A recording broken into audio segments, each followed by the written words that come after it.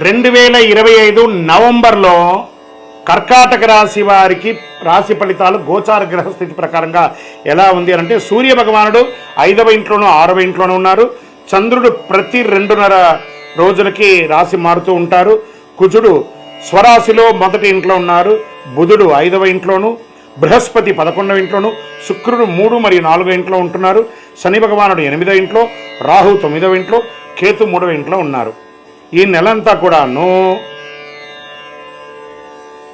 November నెలలో కర్కాటక రాశి వారికి శక్తి, శ్రమ, విజయవంతం కూడినటువంటి అద్భుతమైనటువంటి కాలఘట్టం అని కూడా చెప్పచ్చు. ధైర్యం, పోటీ, మనోభావం, ఆత్మవిశ్వాసం పెరుగుతుంది. గ్రహలోకం లాభస్థానం ఉంటుంది. మిత్రుల సహకారం, ధనాభివృద్ధి పెరుగుతుంది. శనిగ్రహం అష్టమంలో నుంచి మీకు బయటికి రావడంతో మీకు మంచి ఒత్తిడి ఉన్నదంతా కూడా తొలగిపోయి అద్భుతంగా ఉంటారని కూడా చెప్పచ్చు. ఉద్యోగస్తులకి, ప్రభుత్వ రంగంలో ఉన్న వారికి దృఢమైనటువంటి నిర్ణయాలు తీసుకుంటారు. ఉన్నతాధికారులు మీపై నమ్మకం ఎక్కువగా పెంచుకుంటారు. కాస్త సహనం కూడా పాటించాల్సి ఉంటుంది. ప్రభుత్వ ఉద్యోగాల ప్రమోషన్ సూచనలు స్పష్టంగా ఉన్నాయి, ఖచ్చితంగా పొందే అవకాశాలు ఉన్నాయి. వ్యాపార పరంగా వ్యూహాత్మకమైనటువంటి ఆలోచనలు వ్యాపారం పెరిగే అవకాశాలు ఉన్నాయి. విదేశీ వ్యాపారంలో ఉన్న వారికి చాలా అద్భుతంగా ఉంటుందని కూడా చెప్పచ్చు. కొత్త కస్టమర్లు ఏర్పడతారు. పెట్టుబడిలో కాస్త జాగ్రత్త అవసరం అని కూడా చెప్పడం జరుగుతుంది. కాస్త మీ యొక్క మిత్రులే శత్రులు అయ్యే అవకాశం ఉన్నాయి. వ్యాపారంలో మీ యొక్క సీక్రెట్స్ అన్ని తెలుసుకొని వాళ్ళు కొత్తగా వ్యాపారం చేసి మీరు ఇబ్బంది పడే అవకాశాలు కూడా ఉన్నాయి. అది కూడా కాస్త జాగ్రత్త. దానివల్ల స్ట్రెస్ కూడా పొందుతున్నారు.